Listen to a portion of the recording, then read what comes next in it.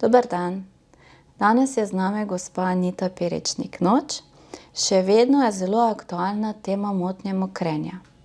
Nekako vemo, da pri tej motnji je en simptom zastajanja urina. Tudi vemo, da je potrebna samokateterizacija. Že sama beseda je zelo težka za izgovoriti in tudi sama čutim en tak strah pred takšnim posegom. Pa me zanima, na kak način, kje se lahko pacient, ko ima pač težave z zaostajanjem urina, priuči samokateterizacije?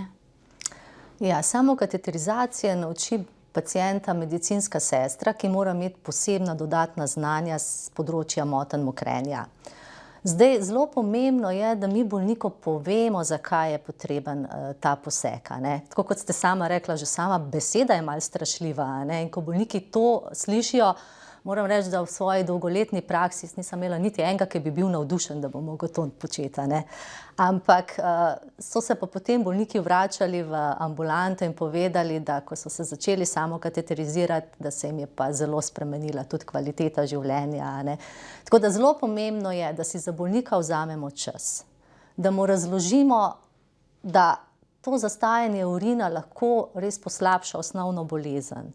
Ker če bo bolnik razumel, zakaj je to potrebno delati, bo potem tudi z večjim veseljem to počel. Ali kako. Tako da potrebno mu je potem tudi povedati, kakšne so lahko težave ob samokateterizaciji. Pa zelo fajn je, če lahko te bolnike potem mogoče tudi čez nekaj časa malo preverimo, kako to počnejo. Kje pa potem lahko pacienti dobijo pripomočke za samokateterizacijo? Pripomočki bolnikom pripadajo brezplačno, jim pa potem napiše splošni zdravnik naročilnico in katetre lahko dvignejo bodisi v lekarnah ali pa v specializiranih teh trgovinah. Glede katetrov, ki ste jih omenili, moramo biti pacienti kaj pozorni, recimo, ne vem, velikost katetra, številka katetra, se tukaj menjuje ali je to kar ena splošna številka in je to to? Zdaj, za vsakega pacienta medicinska sestra oceni velikost katetra, a ne. Vemo, da pri otrocih se uporabljajo tanjši katetri, pri ženskah, moških je tudi lahko razlika, a ne. Tako da tukaj je v bistvu medicinska sestra tista, ki bo določila številko katetra in potem tudi na osnovi tega bo splošni zdravnik predpisal ustrezen kateter. Iz izkušenj vaših me zanima pa, ali pacienti navajajo, da je lahko ta kateterizacija boleča?